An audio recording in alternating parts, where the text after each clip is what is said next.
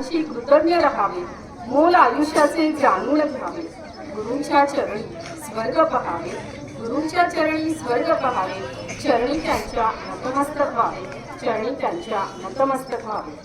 भाषण वगैरे मी करणार नाहीये, पण गुरु आणि शिष्य यांचं नातं हे अनादी कालापासून खूप पवित्र नातं असं मानलं गेलेलं आहे. एखादा विद्यार्थी आणि एखादे शिक्षक, एखादी विद्यार्थिनी आणि एखाद्या शिक्षिका किंवा हे जे नातं आहे ना, हे खूप पवित्र नातं आहे. परंतु या पवित्र नात्यामध्ये आजकाल कुठेतरी आपण न्यूजमध्ये ऐकतो.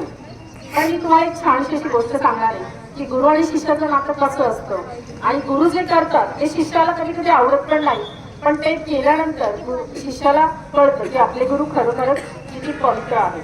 तर पूर्वीच्या काळी गुरु आणि शिष्य हे झाडाखाली शिक्षण घेत असत, आणि तेव्हा आपल्याकडे जसे आता 4 व्हीलर आहेत, 2 व्हीलर आहेत, रेल्वे आहेत, त्यावेळेस नव्हतं. आणि एकदा काय होतं की एक गुरु आणि शिष्य प्रवासाला निघतात, गावाला जायला निघतात, आणि त्यावेळेस पायी पायी असा प्रवास असायचा. आणि ते प्रवास करत करत रात्रीचा अंधार पडतो, आणि अंधार पडल्यानंतर शिष्य थकतो आणि तो गुरुला म्हणतो की गुरु, आता आपण थोडासा आराम करूयात ना. म्हणजे आताचे जे सर आणि आताचे विद्यार्थी, मग मी आता विद्यार्थी आणि सर असंच बोलेल, गुरु आणि शिष्य बोलणार नाही, म्हणजे तुम्हाला पटकन कळेल. तर विद्यार्थी म्हणतो की सर आता प्लीज थांबा ना, किती अंधार पडलाय आणि खूप थकलोय मी, आपण कुठेतरी थांबूया. आणि मग सर म्हणतात ठीक आहे चालेल. मग एका ठिकाणी त्यांना एक झोपडी दिसते आणि तिथे जरा उजेड दिसतो. मग सर म्हणतात ठीक आहे आपण चल इथे थांबूया आता. आणि ते तिथे जातात, आणि त्या झोपडीजवळ एक व्यक्ती तिथे बसलेला असतो, आणि तो खूप उदास बसलेला असतो. आणि त्याच्याकडे बघून तो खूप गरीब असल्याचं जाणवतं, कारण त्याची झोपडी वगैरे बघून तर सरांना त्याच्या परिस्थितीचा अंदाज येतो. आणि सर त्याला विनंती करता की नमस्कार, आम्हाला जरा तुमच्याकडे रात्रभर राहण्याची सोय होईल का, आम्ही जरा प्रवासामध्ये आहोत. तर तो माणूस म्हणतो की ठीक आहे तुम्ही राहू शकता, पण मी त्या तुम्हाला 5 पक्वान्न देऊ शकत नाही, माझ्याकडे जी काही चटणी भाकरी आहे तीच तुम्हाला खावी लागेल. सर म्हणतात ठीक आहे. आणि सर आणि विद्यार्थी त्या झोपडीमध्ये प्रवेश करतात. आणि सरांना ते सगळं बघून, झोपडी वगैरे बघून सर त्याला म्हणतात की तुम्ही खूप गरीब दिसताय. तो म्हणतो हो ना, काय करणार, मी फार गरीब आहे, आणि पण ही सगळी जमीन दिसते तुमच्या झोपडीच्या पुढे, तर तुमचीच असावी. हो माझीच आहे, पण ती खूप कालापासून पडीतच आहे, आणि त्याच्यामुळे तिच्यामध्ये काही पीक वगैरे घेता येत नाहीये. मग सर जरा विचार करतात, म्हणून सर त्याला विचारतात तर मग तुमच्या फॅमिलीचं म्हणजे कुटुंबाचं तुम्ही उदरनिर्वाह कसं करता. तो म्हणतो की माझ्याकडे एक म्हैस आहे, आणि त्या म्हशीचं जे दूध वगैरे मिळतं तेच मी गावात विकून माझा उदरनिर्वाह करतो. आणि सरांना ठीक आहे म्हणतात, सर म्हणतात ठीक आहे चालेल. आणि मग ते जेवण वगैरे करतात. तो त्यांना अंथरूण वगैरे टाकून देतो. पूर्वीच्या काही बाहेर झोपायचे, आपल्यासारखे बेडरूम वगैरे नव्हते, AC हॉल नव्हते, आणि मग ते बाहेर मस्तपैकी चांदण्या रात्रीमध्ये झोपतात. आणि हळूच सर उठतात, आणि सर त्या विद्यार्थ्याला म्हणतात चल उठ आपल्याला जायचंय. तो विद्यार्थी म्हणतो सर अहो थांबळा, किती अभिरात्र आहे. ते म्हणतात चल तुला उठवतो आणि चल पटकन आपल्याला जायचंय. आणि सर काय करतात, ती दावणीला बांधली म्हैस असते त्या म्हशीला पण घेतात, आणि सगळे फरार होतात. आणि त्या विद्यार्थ्याला वाईट वाटतं की सर तुम्ही चोरी करताय. सर म्हणतात तू चुप व्हायच आणि चल माझ्या बरोबर. तेव्हाचे गुरु अशी भाषा नव्हते वापरता, तुम्हाला समजावी म्हणून मी असं बोलते. आणि ते म्हैस घेतात आणि ते दोघं प्रवासाला लागतात. आणि नंतर तो विचार करतो विद्यार्थी, सरांनी काहीतरी चूक केली, सरांनी चोरी केली आहे, हे मला अजिबात आवडलेलं नाहीये. आणि मग ते नंतर जातात, आणि सर ती म्हैस त्यांच्या घरी घेऊन जातात, आणि गुरुकुलमध्ये ती ठेवतात.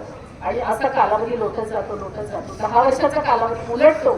आणि तरी त्या विद्यार्थ्याच्या डोक्यामध्ये हेच असतं की अरे आपल्या सरांनी चोरी केली, त्या माणसाचं कसं झालं असेल, तो झोपडीमध्ये राहत होता, त्याला विचारायला आता जेवायला मिळतही असेल की नाही.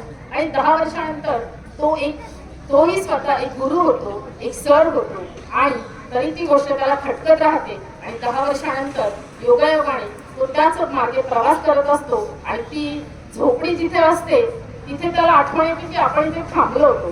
पण ती झोपडी तो शोधायला लागतो, अरे या झोपडी गेली कुठे. आणि त्या झोपडीच्या जागी एक महाल असतो, एक मस्त मोठा महाल तयार झालेला असतो, आणि पुढे खूप सारा बगीचा असतो, आणि खूप साऱ्या गायी वगैरे तिथे बांधलेल्या असतात. आणि तो त्या महालापर्यंत जातो, पण त्या महालामध्ये तीच व्यक्ती जी त्याने 10 वर्षापूर्वी बघितलेली असते ती तिथे बसलेली असते छानपैकी. आणि तो त्यांच्याकडे जातो, आणि त्या व्यक्तीला म्हणतो ओळखलं का मला तुम्ही. तो म्हणतो नाही ओळखलं. अहो आम्ही 10 वर्षापूर्वी तुमच्या झोपडीमध्ये आराम केला होता, माझे गुरु होते तुमच्या सोबत. पण मग ही झोपडीच्या जागी महाल कसा काय, तुम्ही हे सगळं कसं काय मिळवलं? तर मग तो व्यक्ती त्या विद्यार्थ्याला सांगतो की अरे त्यावेळेस तुम्ही आले आमच्या झोपडीमध्ये मुक्काम केला आणि त्याच रात्रीमध्ये म्हैस पण चोरी गेली. आणि आता म्हैस चोरी गेल्यानंतर करायचं काय, खायला तर पाहिजे. मग मी आणि माझ्या मुलांनी कष्ट करायला सुरुवात केली आणि आम्ही ती सगळी जी पडीत जमीन होती त्या पडीत जमिनीमध्ये आम्ही पिकवायला लागलो आणि हळूहळू सगळी जमीन आम्ही पिकवायला लागलो आणि आमच्याकडे छान असं पीक यायला लागलं आणि योगायोगाने पाऊसही चांगला पडायला लागला आणि आज आम्ही चांगल्या बऱ्यापैकी ह्या गावात 1 नंबर श्रीमंत आहोत. आणि मग त्यावेळेस त्या विद्यार्थ्याला कळतं की आपण आपल्या त्या शिक्षकांना, गुरुला आपण किती चुकीचं समजलं होतो की त्या सरांनी त्यावेळेस जर म्हैस चोरली नसती तर आज तो शेतकरी कष्ट करू लागला नसता. याच्यावरून गुरु आणि शिष्याचं नातं किती सुंदर आहे हे आपल्याला कळतं. अशा अनेक गोष्टी आहेत, परंतु आपण सर्व मान्यवरांचं ऐकलेले आहे भाषण आणि मते सरांबद्दल तर काय सांगायचं. मी तर सरांची काही स्टाफिंग वगैरे नाही, पण मी खूप ऐकलेलं आहे सर तुमच्याबद्दल. आणि राष्ट्रपती पुरस्कार विजेते शिक्षक ह्या राहत्या परिसरामध्ये आहेत हीच आपल्यासाठी अभिमानाची गोष्ट आहे. आणि आपल्याला आदरणीय गोडे साहेबांचे भाषण ऐकायचं आहे, त्यामुळे मी आटोपता घेते आणि सर्वांना गुरुपौर्णिमेच्या शुभेच्छा देते.